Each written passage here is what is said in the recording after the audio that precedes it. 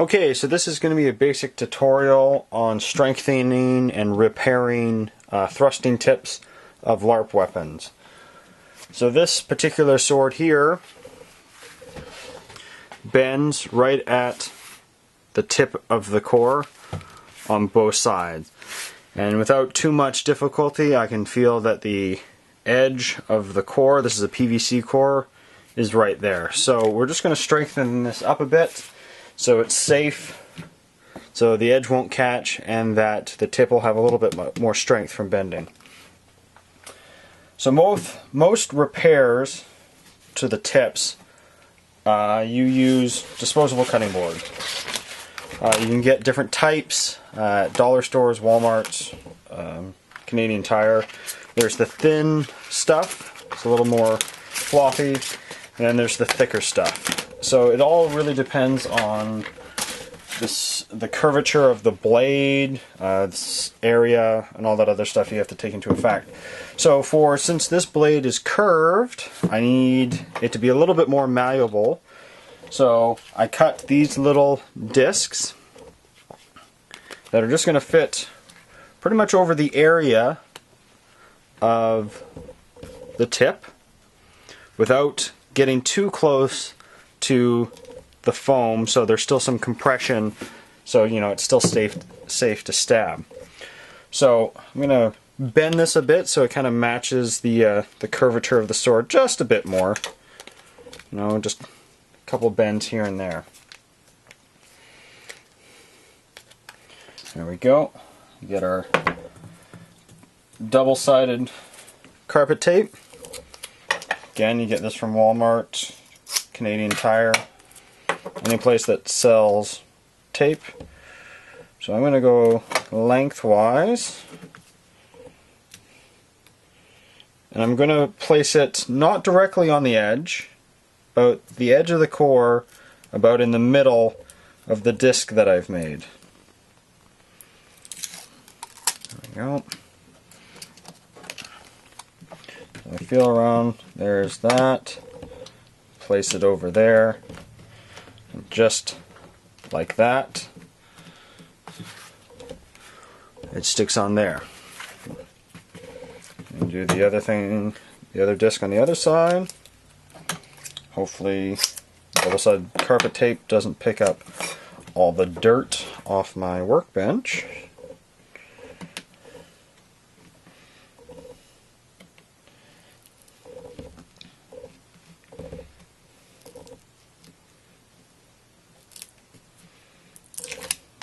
Go. Find the tip of the core there and stick it on. There we go. So now when you feel it, I can still feel the edge, but there's no way I can really catch it because the cutting board is making it a nice smooth surface, and the tip, once we finish taping it, is now a lot stronger but still has enough compression that it's not going to hit the cutting board before it stops. So now I'm going to go over top of the whole way around just to make sure that the cutting board edges are covered. Double-sided carpet tape is very durable, very difficult to cut. So just to give it that extra strength and safe, we're just going to throw a wrap around. So now you can see that it's covered the edges on both sides. Just prop it up with another roll of tape because you want the whole thing to be covered, so no edge is left exposed. Because over time, the cutting board could cut through the duct tape. So again, peel the divider off. Much easier when you have nails.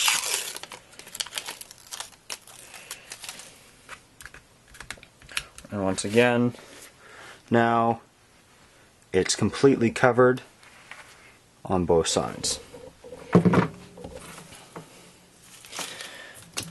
And pretty much now all we have to do is our finishing tape over top of that.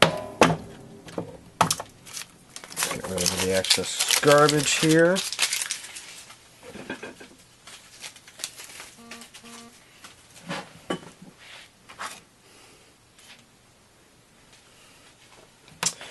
Okay, so again, it depends on how you want to finish. You could do the middle part first and then the outside, or you can do the outside edge and then work your way back in. It really all goes to personal preference of how you want it to finish. I'm going to try and match it up to how this one is. It looks like the edge is done last.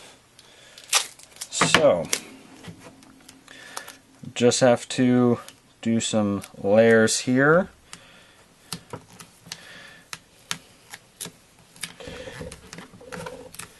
Yes, if you're using different tape, it's going to look a little odd, so you can try and find matching tape. You can retape the whole blade if you like. That's another option. This is just a simple, quick repair, so we're just going to retape the edge.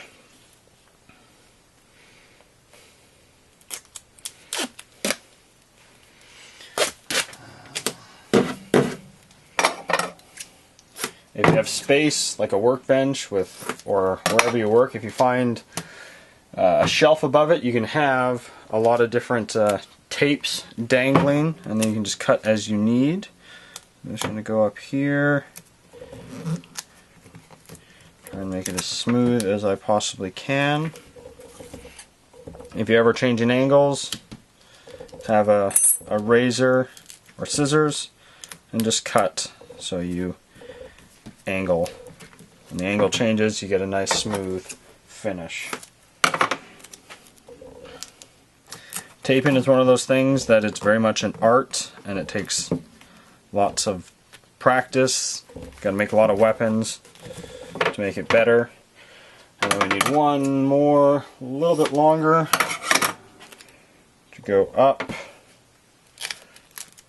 and all the way over. Make sure you get in the middle to the other side, just like that. Oop. You want it nice and smooth the whole way. And then when you're doing tips, you just make cuts every centimeter or ½ inch, pretty much whenever it just starts to change. And all the way around, and then you just fold them down one after the other.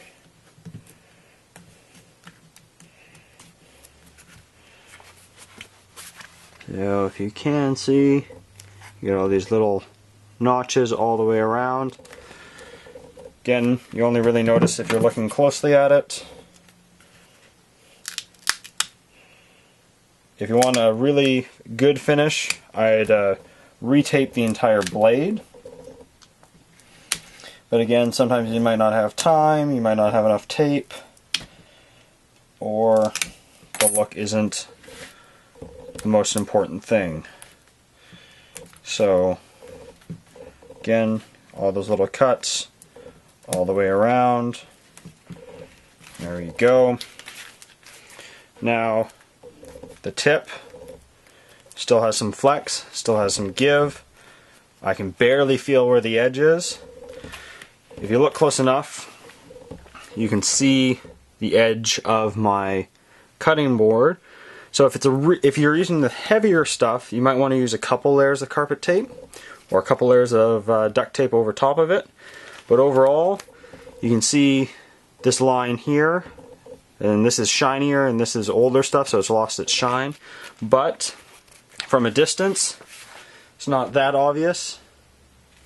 And now this is safe. It still has some compression. The core is now successfully covered. You're not going to clip or cut anyone on it, and there's still enough compression on the tip that it can safe for thrusting. And now when you're bending it over, it only has so much give to it.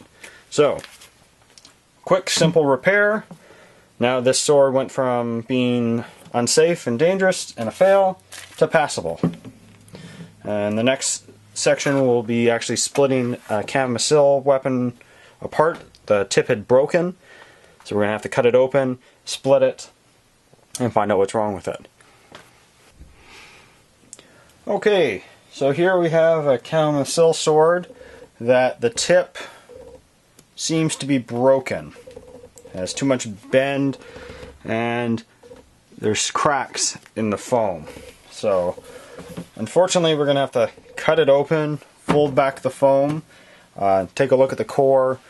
If we need to, we'll reinforce it with cutting board on the inside and probably on the outside, and then tape it up. And since you're going to have duct tape on just the one end, if you don't care about looks, you can end it at that.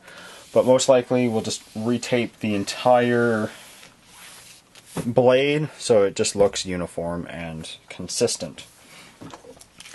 So with an X-Acto knife, you want to find where the potential break is, go back about an inch, and just nice and carefully cut along the middle as best you can.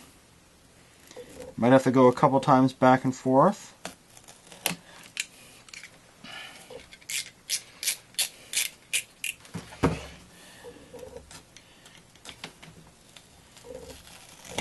Foam is pretty durable, so again, a couple passes, slowly getting more and more through. And then just cutting down the middle as best you can so you can try and get to the core. So at the end of Cam-Misil weapons there's a little cap to it. So that can break, unfortunately, and once that breaks, the tip just loses all its strength. So we want to cut down to the core. I'm going to cut more on this side. Again, you're going to have to go back an inch past where the break, you think the break is, so you can really see what's going on. So there's a crack here that's gone pretty much to the core. So that alone might be enough to say that this weapon can't be repaired. And to show you the durability of this foam, it's already started to dull my knife.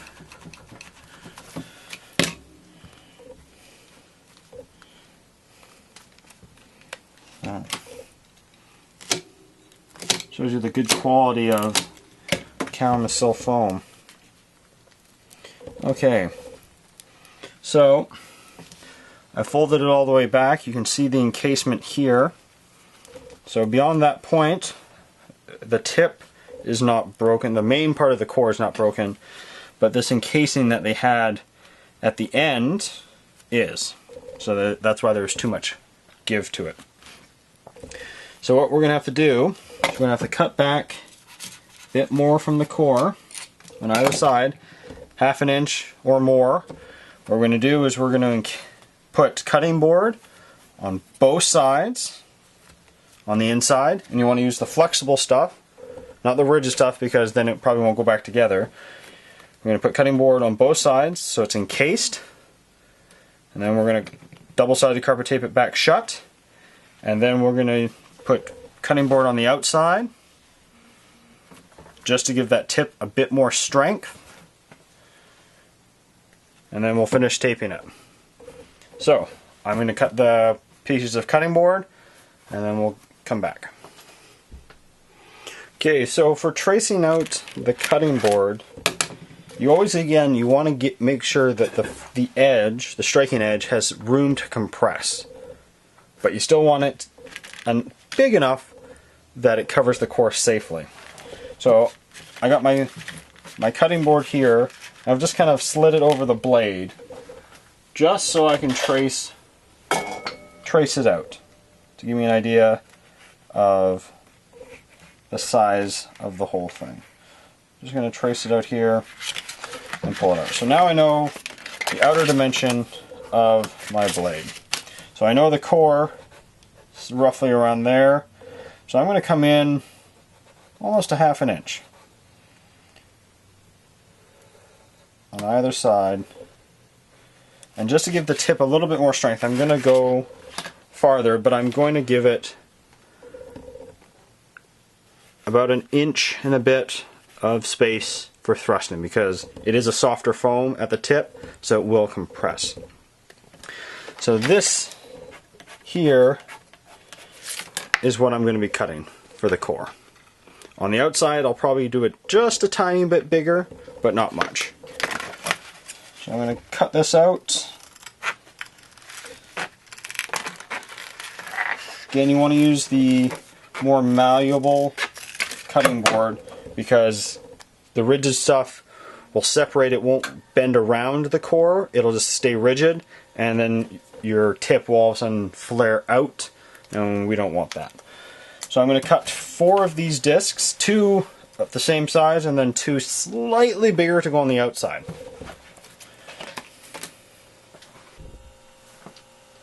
Okay, so I've cut out my discs of cutting board to strengthen the core. So the smaller ones are going to go inside.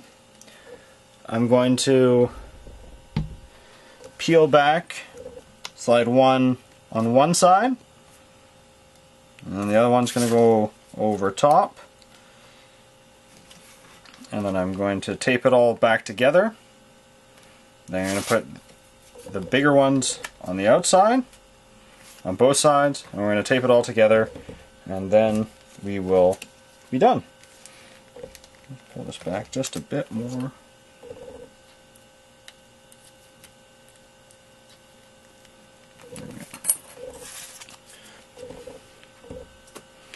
Okay, so you can try with a pencil, or depending on the size of the core, kind of just shape it around a bit just so it has a nice little natural curve to it.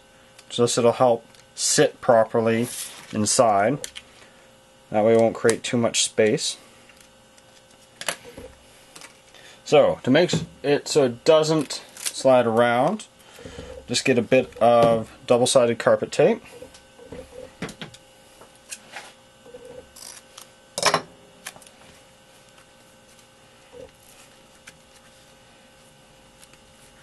I just want to make sure it's going to sit in the proper spot.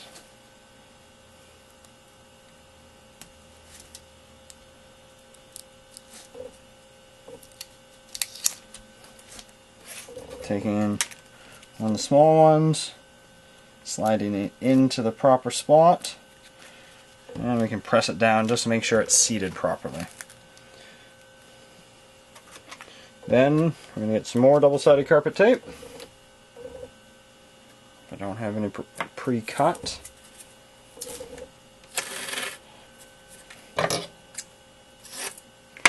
Now I'm cutting the double-sided carpet tape in half just because it doesn't need to be the full thickness for this stage. We'll need some full thickness in a bit. Again, don't need the full length here. I'm going to put it on the other side.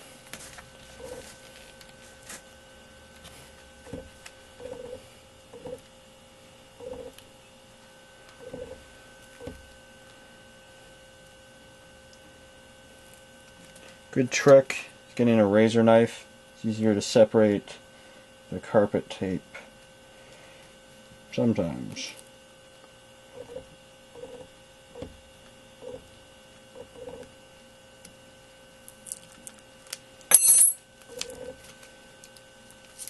There we go. Again, fold back. Make sure it's in there, seated properly, and bend down. As you can see, the way it's sitting right now, it just naturally is flared open. So if you use the rigid stuff, it would be near impossible to get that back being down to flush. So again, you want to bend so it sits properly, and we can go back in. Now, so it doesn't go anywhere, we're going to take some more double-sided carpet tape, and now we're going to sandwich the cutting board and stick them together so they don't go anywhere. And make sure that core it's completely encased.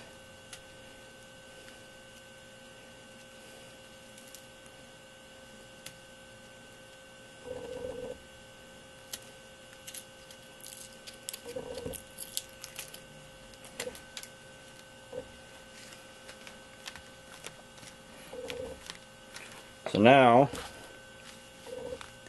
that they're stuck together, it's not flaring out as much. And then we're going to put full double-sided carpet tape there. So this tip will be back together. So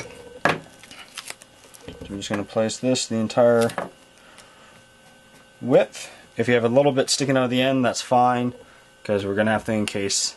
We're going to have to finish tape this later. You won't be able to get away with just leaving it with its original look. So now we put it back together. Trying to make sure the seams line up so it's completely uniform. There is a bulge to it. You see that tiny little bulge there? That's the cutting board sitting above the cutting board.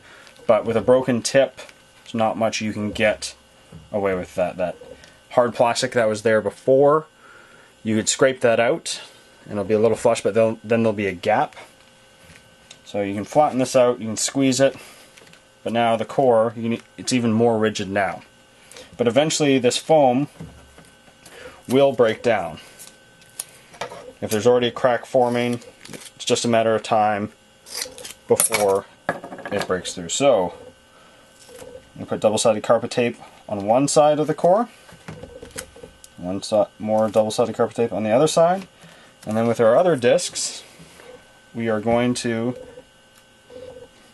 tape them on to give that core some more strength, and so it's essentially impossible for this core to ever punch through, even if it was a very hard thrust. So the core is about right there, it's about half and half, still has compression on either side.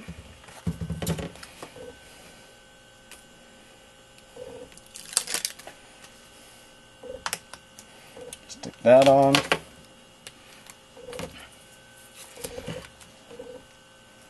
Now, putting some mild tension on, trying to keep that bulge down, that compression. We're going to wrap double-sided carpet tape all the way around, because again, double-sided carpet tape is very resilient. It's a lot more resilient than duct tape. And we're just, if you want to overlap it, you got to pull the underside first. There you go. And you can put the overlap over top. Go all the way around. It's one. Just so it doesn't pick up anything, you can prop it up with something. I'm going to go around again. And this also keeps the cuts that you made earlier from opening up again. Just a added measure. So again, you want to have overlap, that way it adheres to itself, is a lot stronger. And then you can over top. Right. Very sticky at this point, but as you can see, the bulge is almost gone now, because when you want to press down where the bulge is, don't press tight on the edges. You don't want to suck in the strike edge. You want to keep that untouched, but you want to make sure it's pressed along here to negate the bulge. So now we will retape the entire sword. So I'm going to do the core of the sword first. With the tip, there we go. I'm actually just going to do a little bit of housekeeping, because nothing's worse than being in the middle of a finished tape and your tape just picks up everything that's around. So we're just going to work our way down the edge.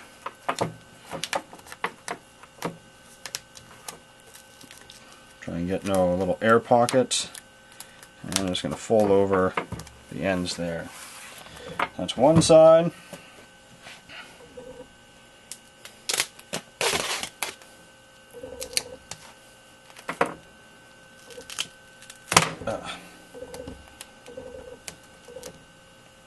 To the other, try and get it in the middle. You don't want any unbalanced things. Now at the end here, I'm not getting rid of the excess. I'm actually folding it over. It's just an added strength to keep that tip reinforced and together. Now since this is a tapered sword,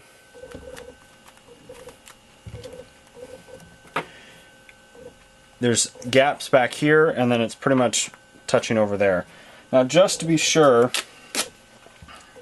at the tip here I'm just going to add one full wrap all the way around, just for that added strength. I'm not going to pull tight because I don't want to pull in the compression or compress the outside edge or the tip anymore. But I just want to give it that added strength there. So I'm going to work this down, and now we're going to do the one strip all the way around, and then we're done. And the tip, this folds right where the cutting board is, but the core is way back here. So when you thrust, this will compress, this will flop around just like any camisole, well, depending on the model, the make. But the core is way back here, so the worst you're going to get is this very soft cutting board, which has its edges protected by double-sided carpet tape and some duct tape. That's all that's going to potentially hit you. And if you're worried that, oh, what happens if you get that in the eye? Well, that's about 1.5 inches of foam already traveling. So if you get this in the eye, you're getting 1 inch of foam, 1.5 inches of foam already going into your eye before the soft puzzle mat, or before the soft cutting board. So you're going to have issues regardless in that manner. There we go. So, start at one end, aim for the middle, so it's nice and even on either side. Hopefully it doesn't shift around on you like it just did for me.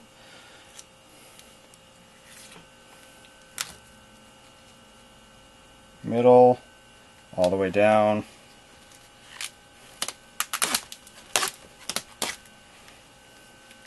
Don't need these popping here anymore.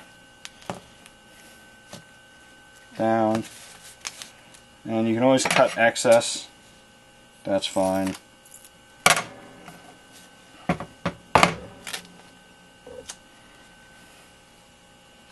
Cut a touch too short. So, again, when you're I always try and cut the tape just before the end on either side, just so you can do that entire side, because with a fine edge on a camisole, it doesn't like to stay in place for very long.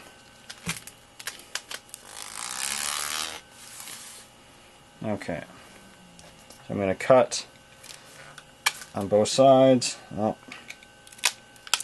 I already have some issues forming here. My hand slipped and folded it over, and I got some air pockets, so just undo that. So a nice tight fold over, a bit of a bubble there, work that out later. Fold that over the side, over like that, and fold the other side over. A bunch of air pockets here, I'll have to work those out later. You can just eventually work at them back and forth until they're gone. So now we end up with this at the tip, and all we have to do here is make a bunch of little cuts. Again, the finer the tip, the more cuts you're going to have to make. And then you just fold them over one at a time. Hopefully they don't stick to each other, because that's just disastrous.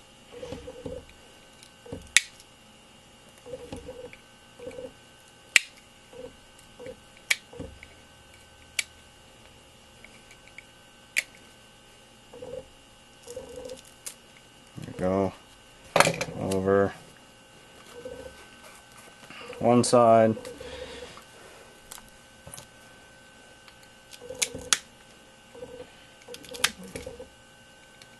This was a brand new blade before I started this repair, and the tip is already dull from cutting into that foam. So it just shows you the quality of foam they have there.